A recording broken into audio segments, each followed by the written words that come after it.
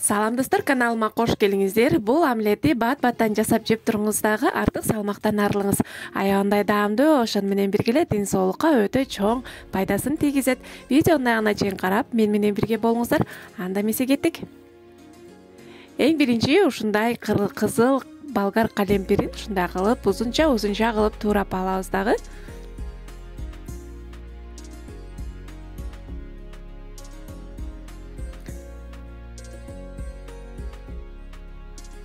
Туурап алдык, эми майдалап эле туурап алыңыздар. Аягындай даамдуу болот кыздар. Кечки тамакка же түшкү тамакка жасап жесеңиздер, сиздерге туура тамактанууга аягындай чоң пайдасын тийгизет. Мынакей ушундай туурап салып алдык. Андан кийин шампиньоны козу карынын ушундай кылып туурап алабыз. Бул жемиштердин ордуна өзүңүздөргө кандай табитиңиздерге жагат, ошол жемиштерди дагы кошуп жасасаңыздар болот. Ал өзүңүздүн табитиңизге жараша. Козу карын менен аябандай даамы өзгөчө, ошон менен бирге эле өтө даамдуу болуп чыгат кыздар. Мынакей ушундай кылып туурап алдык дагы. Кошуп алдык. Брокколи капустасын ушундай кылып эле колуңуз менен эле майдалап кошуп алсаңыздар болот. Мынакей кошуп алдык, аябандай тез дагы даяр болот кыздар. Сөзсүз түрдө бат-баттан жасап жеп туруңуздар. Андан кийин бизге ушундай форма керек болот. Эгерде силиконовый болсо майлап эле койсоңуздар болот. Менде ушундай болгончо кичине майлап койдум. Майлап туурап алган жемиштерибизди ушундай кылып салып алабыз. Бөлүп баардыгына жеткизип салып алабыз.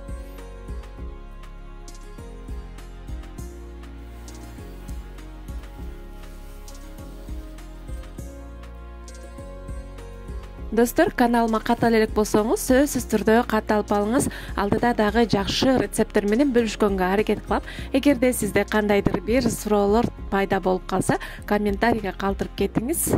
Мен сизге сөзсүз түрдө жооп беремин. Мынакей баарын салып алдык. Эми омлеттин эң негизги бөлүкчөсүн даярдайбыз. Кыздар, бизге ал үчүн сүт керек болот. Андан кийин жумуртканы салып, татымына жараша туз салабыз жана кызыл таттуу паприкадан салып, жакшылап аралаштырып, биздин жемиштердин үстүнө коюп алабыз.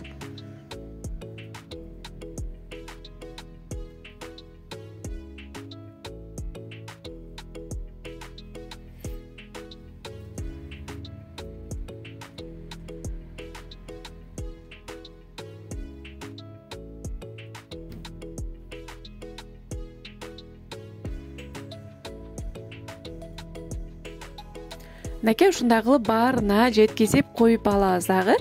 180 градуста 20-30 минутага жетпей бышып чыгат кыздар. Эң негизгиси бул куурулбайт, май кошулбайт. Баардыгы бууга бышкан үчүн биздин баардык болгарский перец, шампиньоны, брокколи баардыгынын витаминдери сакталып, ден соолукка аябандай чоң пайдасын тийгизет кыздар. Мынакей эми духовкага салып бышырып алабыз. Үстү кызарып бышкычакты бышырып алсаңыздар болот. Аябандай бат дайым болот кыздар. Мынакей биздин омлеттерибиз аябандай сон болуп, кып-кызыл болуп бышып чыкты кыздар. Эми дасторконго тартып жей берсеңиздер болот. Бунун жанына гречка же болбосо сууга бышкан күрөч кошуп жесеңиздер болот. Ал өзүңүздөрдүн каалооңуздарга жараша. Мен ушундай кылып помидор менен салатный листья менен кооздоп койдум. Мынакей.